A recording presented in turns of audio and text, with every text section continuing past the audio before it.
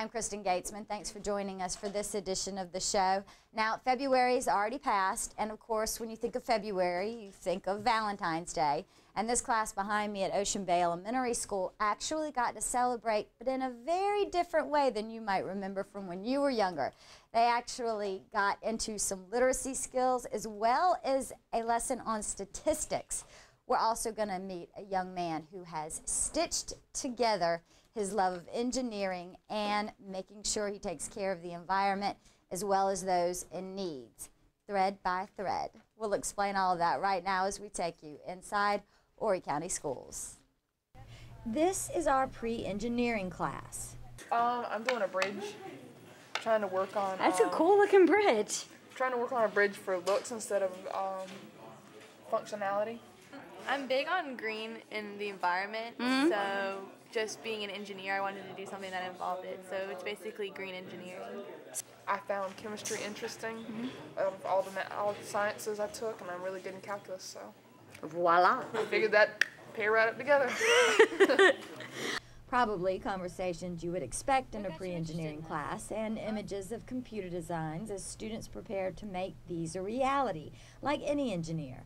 But just behind them is Kevin, who's working with a much different sort of technology.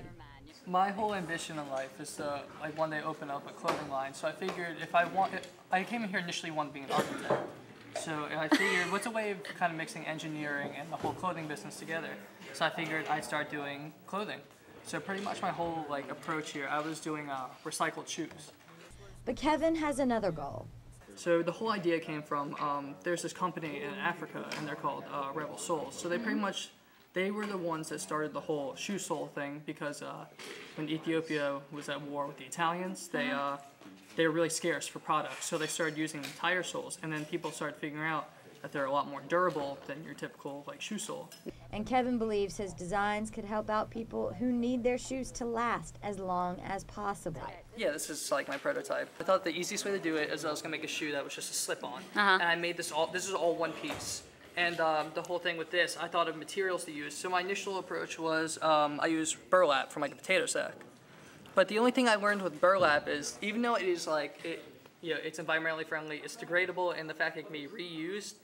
It's uncomfortable. It strays. It strays. Ah, so it's coming apart. Is that what you're talking about? So I wanted to kind of take an approach to where I could build something stronger, and I wanted it to be, like I said, fully recyclable. So denim is... It's a little more comfortable too, It's a little more comfortable, a little more durable than the way the burlap would be. So of course it won't stray, and it'll just hold up better. The most important part, the recycled tires that will serve as the soles of the shoes. Kevin had to hand sew those together.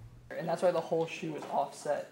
So I realized that I really need to be precise about this. But this was his greatest challenge. Okay, who taught you to use this? My grandma, but she was actually the one that gave me the sewing machine.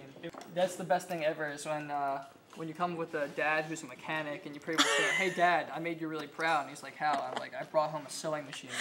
What did he say? Well, he was perfectly fine with it because that was funny. He knows what I want to do, and my dad stands beside me with most things. Especially when it takes some engineering, planning, and a little heart for those in need. And of course, it wouldn't be February without Valentine's Day. These Ocean Bay Elementary School students are swapping out cards and little gifts to say they care. I got this from my friend McKenna. Very cute. And then I got this from my friend Carter. Gotcha. I got this from the teachers. And these young students get the real meaning of caring, along with some curriculum standards as well. We've got the little conversation hearts, and they're actually going to be predicting which one, which color they have the most of, and they'll write their prediction down. They'll actually take their candies out. They're going to tally each color. They're going to do a graphing activity with that, and then they're actually going to be reading their conversations on their little hearts and graphing how many letters are on each heart. So a little literacy and statistics mixed in with Valentine's Day can last a lot longer than the month of February.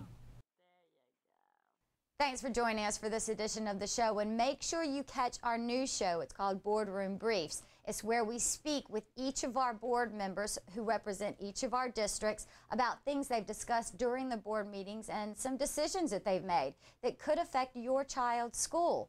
But for now, come with us next time we take you inside Horry County Schools.